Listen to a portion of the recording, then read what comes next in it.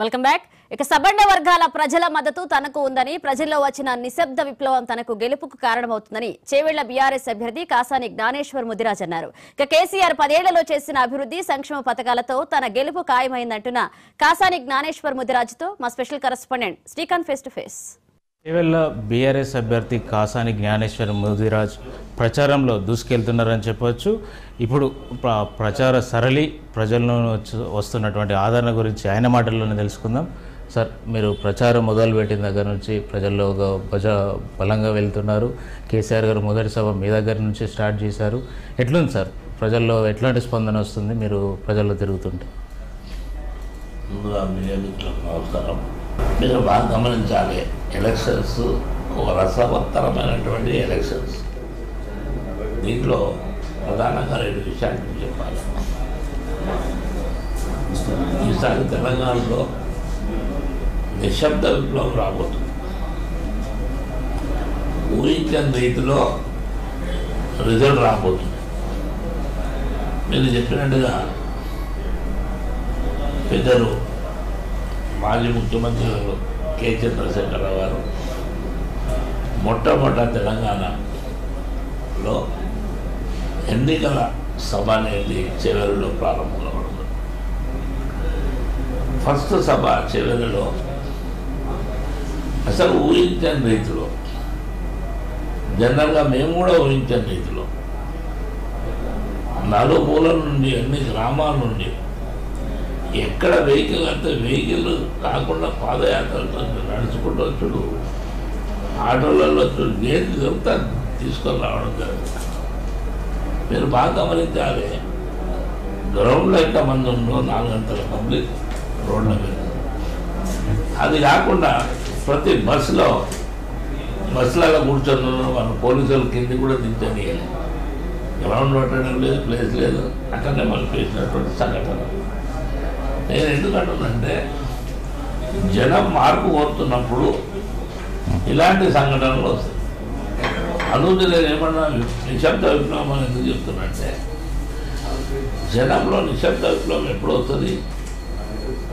Telangana moment, Telangana వచ్చినప్పుడు, తెలంగాణలో 2014 తర్వాత ఎలక్షన్ జరిగినప్పుడు, 14 కానీ 18 కానీ, అది పెద్ద ఎత్తున, అది అందరికి తెలిసిన రిజల్ట్. అది ఇప్పుడు ఏంటంటే 10 సంవత్సరాల కాలంలో కూడా మాజీ ముఖ్యమంత్రి ముందు కె చంద్రశేఖరరావు గారు చేసినటువంటి అభివృద్ధి పనులు గ్రామాల్లో కళ్ళ కట్టినట్టున్నాయి. ఇప్పుడు కూడా చాలామంది ఇప్పటికీ మీ సీఎం ఎవరంటే కేసీఆర్ అంటారు. అలాంటి ప్రజల్లో ఉన్నటువంటి సందర్భం. అయితే ఇక మీరు ఇంకోటి ఆలోచన చేయవలసిన విషయం ఏంటంటే,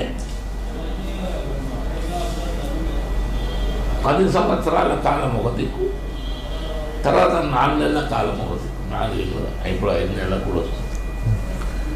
ఈ 10 సంవత్సరాల కాలంలో చెప్పని అన్ని పనులు చేసినటువంటి సందర్భం నిరంతర ప్రక్రియ. ఎప్పుడు మేము ప్రజలలోనే ఉన్నాం. మీరు బాగా గమనించాలి, ఇది అర్బన్, సెమీ అర్బన్, రూరల్. ఈ రూరల్లో అయితే వ్యవసాయదారులకు మోటార్లను కానీ, కరెంటు లేని ఇబ్బందులు ఉన్నాయి, నీరు లేని ఇబ్బందులు, ఇవన్నీ సందర్భాలు వాళ్ళకు ఉంటాయి. ఆ దృష్టి. అదే కాకుండా మేము మరపల్లిలో నిన్న మీటింగ్ పోయినాం, ఎలక్షన్ మీటింగ్. వస్తుంటే 3 గేట్లు పడ్డాయి. అంటే మీరు చెన్నారెడ్డి గారి మరపల్లి ఫేమస్, అన్ని ప్రాంతాల్లో బ్రిడ్జెస్ అయిపోయినాయి. అక్కడనే ఎందుకు కాదు, రైల్వే ఓవర్ బ్రిడ్జ్ 3 ఉన్నాయి. అలాంటి మా దృష్టికి వచ్చిన అప్పుడే మేము నోట్ చేయడం జరిగింది. రేపు మనకు పార్లమెంట్లో ఇదే ఇష్యూ లేకపోవలసిన సెంట్రల్ గవర్నమెంట్ చేయాలి. అట్లనే 4 లైన్స్ రోడ్డు కానీ, మెట్రో లైన్ కానీ. ఎందుకంటే హైదరాబాద్ 50 కిలోమీటర్లు, అక్కడ కూడా పోవాల్సిన అవసరం. ఇది తప్పకుండా చేసే కార్యక్రమాలు ఇంకా చాలా ఉండేవాళ్ళు చేయాలి. అది తప్పకుండా నెరవేరుతామని చాలా చాలా కాన్ఫిడెంట్గా ఉన్నారు సార్. మాకు గెలుపు పక్కా అని ఉన్నారు.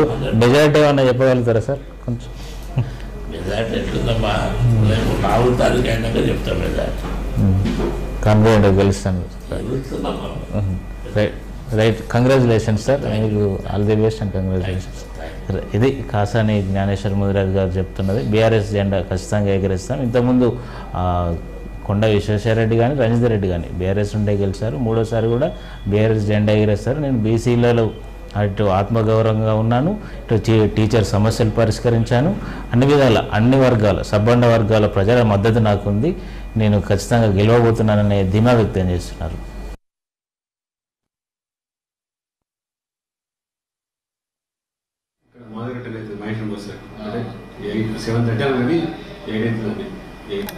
ఏం జరుగుతుందో అంటే నైట్